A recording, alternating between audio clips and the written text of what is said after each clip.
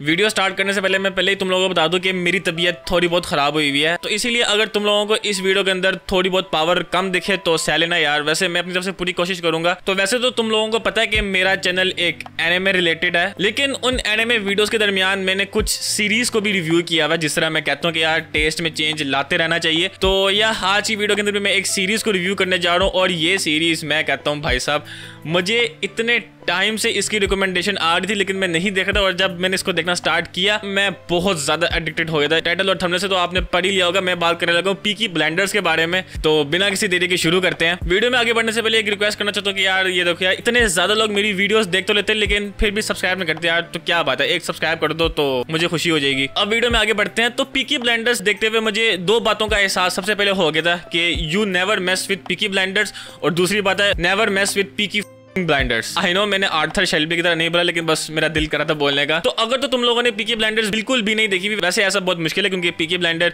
एक काफी ज्यादा फेमस सीरीज है, लेकिन फिर भी अगर तुम लोगों ने पीकी ब्लाइंडर्स नहीं देखी हुई तो उन लोगों का मैं थोड़ा बहुत इस सीरीज के बारे में बता दूं। तो ये सीरीज एक्चुअल में बेस करती है एक रियल स्टोरी के ऊपर। जी हाँ, ये जो इसके अंदर जो पीकी ब्लाइंडर्स जो दिखाए हुए ये सब कुछ एक रियल स्टोरी बेस है। अभी सीरीज के अंदर सारे के सारे कैरेक्टर्स तो असली है, लेकिन उनके दरमियान जो भी सीन्स हुए हैं वो सारे फैंटेसी है। अब मैं तुम लोगों को ज्यादा एक्सप्लेनेशन में घुस के तुम लोगों को बोर नहीं करना चाहता हूँ। अगर तुम लोग देखना चाहते हो तो तुम खुद पीकी ब्लाइंडर्स के बारे में सर्च कर सकते हो। तो वैसे अगर मैं इस सीरीज के बारे में बात करूं तो इस सीरीज के अंदर हमारा एक गैंग होता है जिसको पीकी ब्लाइंडर कहते हैं, और जिसका हेड थॉमस शेल्बी होता है। और ये मैं कहता हूं भाई साहब, इतना ज्यादा ज़हीन ये बंदा होता है, मतलब ये बंदा फैमिली प्रॉब्लम से भी घिरा होता है। उसके बाद काफी ज्यादा गैंगस्टर्स भी इसके पीछे पड़े होते हैं, उसके बाद पुलिस भी इसके पीछे पड़ी होती है। मतलब इतने सारे मसलों को देखकर भी ये बंदा बिल्कुल भी नहीं लड़खड़ाता। इस सीरीज को देखते हुए ना एक भाईचारे का एहसास बहुत ज्यादा पैदा हो गया था। मतलब थॉमस के ऊपर जो भी मसला आता है वो अपने भाइयों के साथ मिलके सबको भी मार देता है और सबकी भी मार देता है। अब ये जो मैंने बाद में बोला है ये मैंने मजाक नहीं बोला, मतलब जिस तरह बर्जर के अंदर मैं देखा था यार कोई भी लड़की आ गई तो पता है उसके साथ क्या होना है,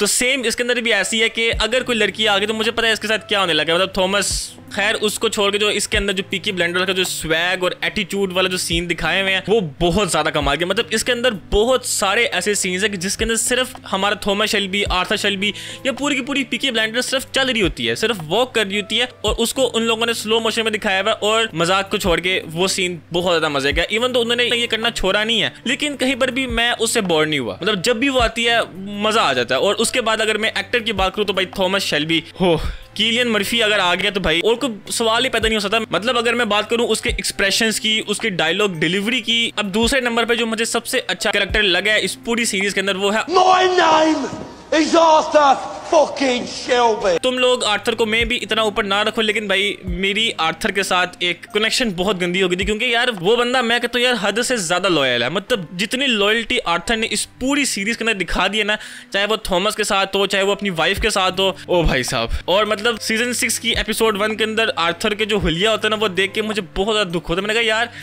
तो ये क्या हो गया आर्थर के साथ। और सिर्फ इतना ही नहीं, थॉमस शेल्बी भी अपने भाइयों को लेकर फुल लॉयल रहता है। हाँ मैं मानता हूँ कि सीजन 2 की एंडिंग में आके वो अपने भाइयों से थोड़ा सा दूर हो गया था, क्योंकि उसकी जिंदगी के अंदर ग्रेस आ जाती है। उस वक्त मुझे लगा था यार ये अपने भाइयों से थोड़ा सा दूर हो गया, लेकिन उसके बाद दोबारा से ये अपने भाइयों में हो जाता है। पूरी सीरीज के अंदर बहुत सारे ऐसे सीन्स आए कि जिसमें आर्थर का पूरा ब्रेक डाउन हो गया। मतलब उसको कुछ समझ नहीं आ रही कि वो क्या करे, और वहां पे फिर थॉमस आता है उसको बचाने के लिए, उसको मेंटली तौर पे उसकी मदद करने के लिए।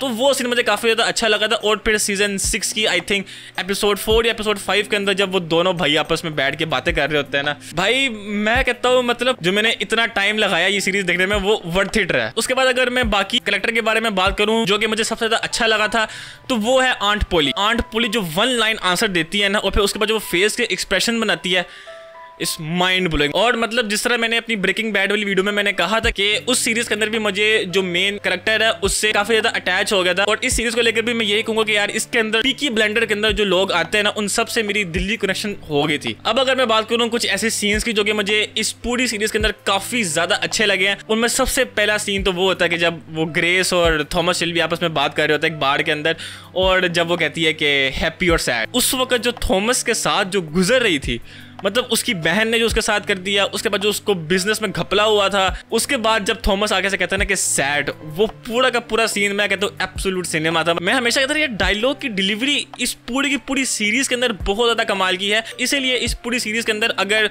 कोई एक्शन वैक्शन या फाइट्स वगैरह नहीं भी हो रही है, सिर्फ डायलॉग्स आपस में पास हो रहे हैं, तो वो भी काफी ज्यादा मजे के। मतलब बिल्कुल भी बंदा बोर नहीं होता। अगर मैं अगले सीन के बारे में बात करूं तो वो आई थिंक सीजन 2 का एंड था या सीजन 3 का एंड था, मुझे सही से याद नहीं है। वो जब थॉमस कहता है कि देयर इज अ वुमन, ओ भाई साहब उस वक्त जो वो पूरा सीन, जो पूरा सिनेरियो इन्होंने बिठाया होता है, जस्ट माइंड ब्लोइंग। अब मुझे लगता है कि मुझे इधर ही रुक जाना चाहिए। वैसे तो सीन इसके अंदर बहुत ज्यादा है, लेकिन अगर मैं उन सब सीन्स के बारे में बात करूं तो वो स्पॉइलर हो जाएगा और वैसे वीडियो भी काफी ज्यादा लंबी हो जाएगी। सीन्स के बाद अगर मैं इस पूरी सीरीज के सेट्स के बारे में बात करूं तो वो मुझे बहुत ज्यादा अच्छे लगे हैं। अब वैसे मैंने 1920 का इंग्लैंड तो नहीं देखा हुआ, लेकिन जिस तरह के इन्होंने सीन दिखाए हैं तो उसको देख के लगता है कि हाँ इस तरह का जरूर होगा। उसके बाद अब अगर मैं बात करूं इसके सीजन्स की, तो इसके टोटल 6 सीजन आए हुए हैं। अब वैसे तो इसकी स्टोरी मुकम्मल नहीं हुई है, मैंने मतलब सुना था कि इसका सीजन 7 भी आने लगा है। तो यह 6 सीजन है और हर सीजन के अंदर इसकी 6 एपिसोड है और ये इंग्लिश और हिंदी में दोनों है। जी हाँ, अब इसका हिंदी डब हो गया हुआ है, लेकिन अगर तुम लोग मुझसे पूछोगे तो मैंने हिंदी डब की भी एक आधी एपिसोड देखी थी।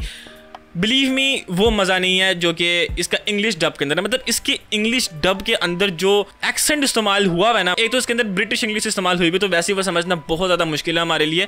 लेकिन फिर भी जो डायलॉग्स की डिलीवरी, मतलब जब थॉमस कहता है ना it's just myself talking to myself talking about myself, और इवन जो जब आर्थर कहता है, कह दूं दिल कर रहा बोलने का, don't mess with Peaky blinders. Cillian Murphy की अगर मैं बात कर लूं, उसके बाद आर्थर, पोली, और उसके बाद जॉन, और उसके बाद जो हमारा सोलोमन आ जाता है। मतलब अगर तुम इंग्लिश देख रहे हो, तुम्हारी इंग्लिश जितनी मर्जी अच्छी हो जाए, सोलोमन की इंग्लिश को तुम्हें समझने के लिए तुम्हें सबटाइटल्स ऑन करने ही पड़ेंगे। ओके, तो ये थी आज की वीडियो। मेरी तरफ से Peaky blinder highly recommended series है और तुम लोगों को ये सीरीज जरूर देखनी चाहिए। अगर तुम लोग एनिमे भी देखते रहते हो, मतलब तुम लोगों ने कोई सीरीज नहीं देखी हुई, तब भी मैं कहता हूँ यार तुम ये सीरीज जरूर देखो, क्योंकि तुम्हें जरूर मजा आएगा। और एक बात, अगर तुम लोग ये सीरीज थोड़ा सा और ज्यादा एंजॉय करना चाहते हो, ये सीरीज स्टार्ट करने से पहले तुम्हें थोड़ा बहुत पता होना चाहिए कि 1919 के अंदर उस वक्त क्या हुआ था।